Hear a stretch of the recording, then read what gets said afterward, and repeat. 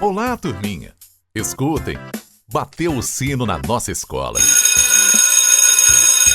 Estamos na Escola Municipal Tomás Laranjeira e você sabia que esse nome incrível tem tudo a ver com a história da nossa cidade? Então senta aí, abre a mente e vem com a gente nessa viagem no tempo. Hoje vamos contar a história de Porto Murtinho e, claro, de Tomás Laranjeira. Tomás Laranjeira nasceu em 19 de junho de 1840, na vila de Santo Antônio dos Anjos, distrito da cidade de Laguna, no estado de Santa Catarina. Mas para a gente entender por que ele foi tão importante, vamos avançar algumas páginas na nossa história e ir direto para o ano de 1864. Sim, estamos falando da Guerra do Paraguai.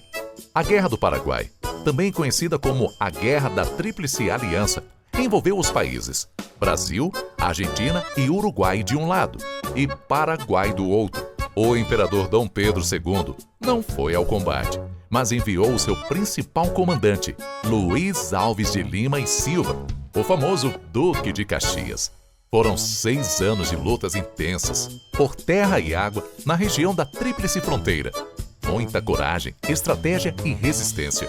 E em 1870, a guerra finalmente chegou ao fim com a vitória da Tríplice Aliança.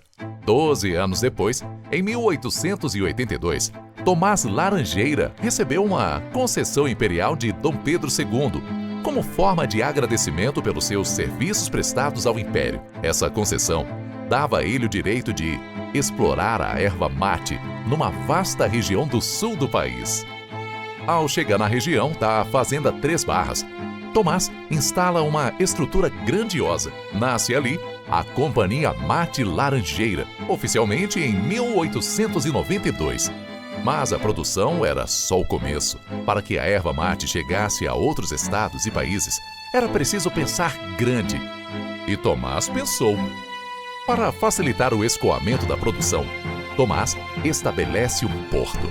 E ele escolheu um nome específico, Porto Murtinho, em homenagem ao médico, político e um dos principais acionistas da empresa, Joaquim Murtinho. Mas não para por aí.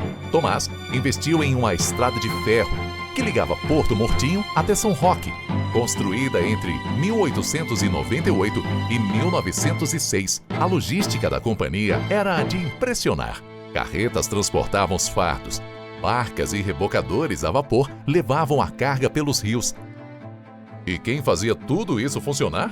Indígenas das etnias Kaiowá e Guarani, além de trabalhadores paraguaios. Durante a Segunda Guerra Mundial, a Argentina impôs restrições à erva mate brasileira. Isso afetou fortemente as operações da Companhia Mate Laranjeira. Em 1943, o presidente Getúlio Vargas anulou as concessões da empresa e seus ativos passaram a fazer parte do Serviço de Navegação da Bacia do Prata.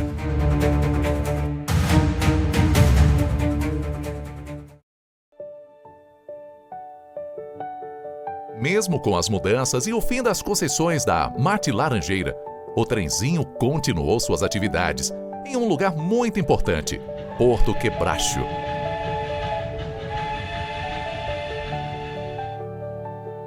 As madeiras eram transladas através dos trens, carroças, alças-primas e tratores até a fábrica do tanino, onde eram processadas e exportadas para o exterior.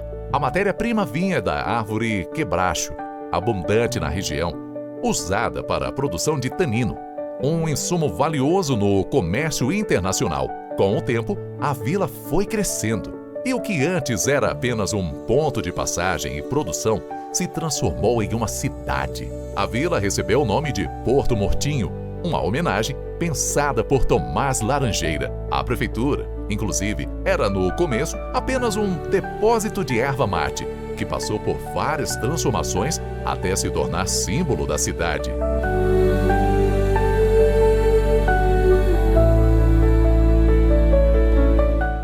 Mesmo com o declínio da companhia, o legado de Tomás Laranjeira se espalhou por muitas cidades, de Porto Murtinho a Guaíra, passando por Ponta Porã e diversas regiões do centro-oeste ao sul do Brasil. Ele foi exemplo de como o empreendedorismo, a política e o desenvolvimento regional podem transformar realidades. Com as enchentes, parte da população se mudou para o quilômetro 6.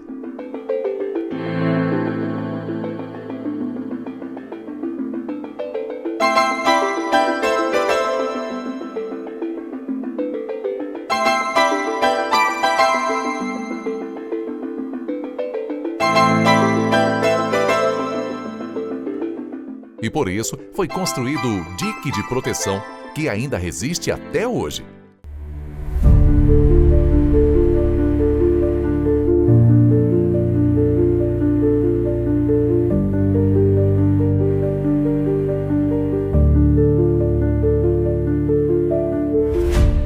E tudo isso que vivemos, tudo que Porto Murtinho construiu ao longo dos anos, deixou marcas. Marcas que a gente encontra nas esquinas, nas praças, nos prédios e na memória de quem vive aqui. O Castelinho, construído entre 1905 e 1914 por Tomás Herrera, foi pensado para receber sua amada Virgínia, sobrinha de um imperador austríaco.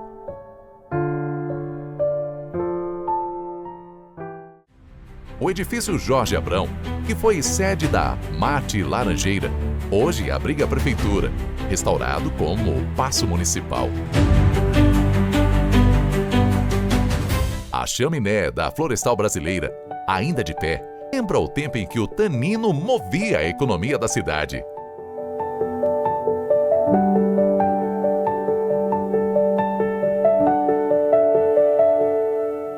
O trenzinho da erva mate, que liga o quilômetro 18 até o porto no Rio Paraguai, hoje está na Praça Central como símbolo da nossa história. O monumento O Pioneiro, que homenageia os desbravadores de Porto Murtinho.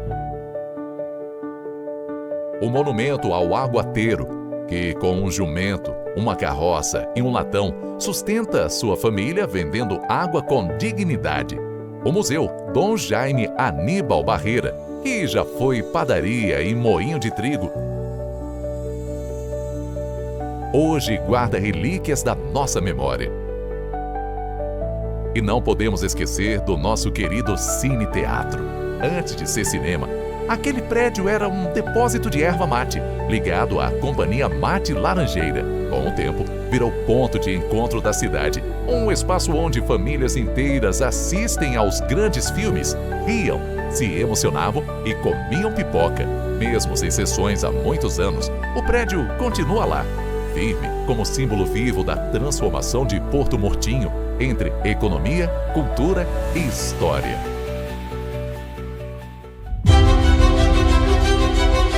Agora, Porto Murtinho entra em uma nova era com a construção da Ponte Internacional da Rota Bioceânica, que liga 4 países da América do Sul, encurtando distâncias com o continente asiático.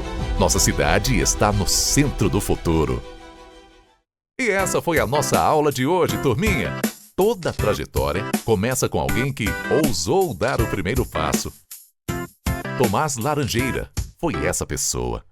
Foi o início de tudo que, até hoje, nos move rumo ao futuro.